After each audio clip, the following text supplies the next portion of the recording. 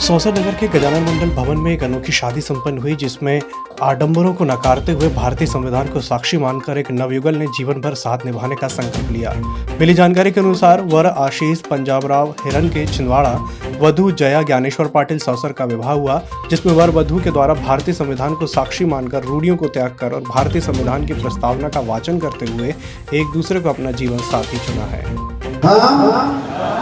भारत के लोग भारत को एक संपूर्ण प्रभुत्व संपन्न समाजवादी धर्मनिरपेक्ष और राष्ट्र की एकता और आत्मसमर्पित करते हैं। हाल ही में जो शादी हुई है तो आयोजन कमेटी की ओर से हमने उसमें ये चीज़ रखी है कि भारतीय संविधान के अनुरूप शादी हो। जैसे भारतीय संविधान में महिला और पुरुषों को एक जैसे अधिकार है, तो उसी उद्देश्य को लेकर हाल ही में हमने शादी का आयोजन किया है, जिसमें भारतीय संविधान को साक्षी मानकर वर वधू ने संकल्प लिया, शपथ ली और साथ ही साथ भारतीय संविधान की जो प्रियम्बल है उसका भी आयोजन के दौरान वाचन किया गया है। कि हिरकने परिवार और पाटिल परिवार का यह मिलन समारोह था। हमारी साली जया ज्ञानेश्वर पाटिल वधू थी, वही वर के रूप में आशीष पंजाबराव हिरकने थे। दोनों बहुत ब्रिलियंट पर्सन है, समाज का बहुत काम करते हैं। तो रिटर्न गिफ्ट के रूप में हमने ये सोचा कि कहीं ना कहीं बाबा साहब के विचार घर घर तक पहुंचना चाहिए। पहले हमारा ये विचार आया कि कहीं ना कहीं बाबा साहब की फ़ोटो या भगवान बुद्ध की फ़ोटो या हमारे महापुरुषों की फ़ोटो उनके घर तक रिटर्न गिफ्ट के रूप में दी जाए।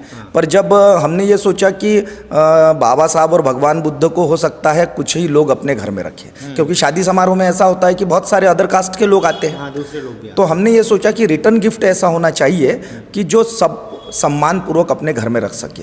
तो फिर उसमें ये प्रस्ताव परिवार के लोगों ने ही ये प्रस्ताव दिया, आशीष हिरकन ने ये प्रस्ताव दिया कि क्यों ना हम बाबा साहब का भारतीय संविधान का जो प्रियम्बल होता है वो गिफ्ट के रूप में हमारी शादी में जितने लोग आते हैं उन लोगों को रिटर्न गिफ्ट के रूप में दे। इस माध्यम से कहीं ना कहीं संविधान भी घर घर पहुँच जाएगा और संविधान का प्रियम्बल है, लोग भी उसको वाचन करेंगे।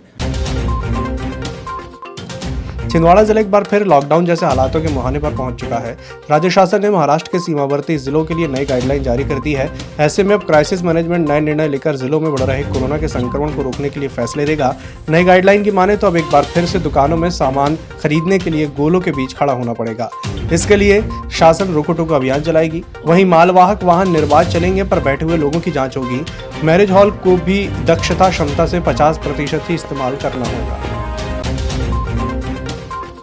हम फाउंडेशन भारत छिंदवाड़ा शाखा के सदस्य गोलू गुप्ता ने अपने पुत्र अमर गुप्ता के जन्मदिवस के अवसर पर बचपन से दिव्यांग कल्पना पटेल वार्ड क्रमांक 20 निवासी को ट्राई साइकिल भी हम फाउंडेशन भारत के तत्वाधान में भेंट की है।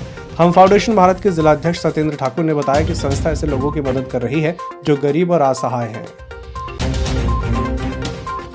राष्ट्रीय कवि संगम इकाई छिंदवाड़ा द्वारा छिंदवाड़ा अधिवेशन का आयोजन किया गया, जिसमें राष्ट्रीय स्तर के कवि और चित्रकार उपस्थित हुए। राष्ट्रीय कवि संगम के मीडिया प्रभारी विश्लेष साहू ने बताया कि कार्यक्रम में राष्ट्रीय कवि संगम के राष्ट्रीय संरक्षक बाबा सत्यनारायण मौर्य, प्रदेश अध्यक्ष डॉक्टर शंभू मनहर, प्रदेश उपाध्यक्ष प्रीति सुराना, प्रदेश मंत्री तरुण जैन और विभिन्न जिलों के जिलाध्यक्ष जिनमें बालाघाट से अलका चौधरी, सिवनी से कृष्ण कुमार सिसोदिया और बैतूल से डॉक्टर देव कवड़कर के साथ छिंदवाड़ा के जिलाध्यक्ष प्रमोद श्रीवास और अन्य पदाधिकारी उपस्थित हुए।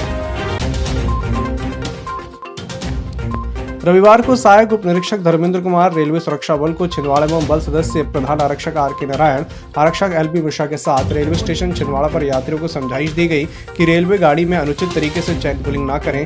बिना उचित कारण चैन पुलिंग करना रेल अधिनियम धारा 141 के तहत दंडनीय अपराध है।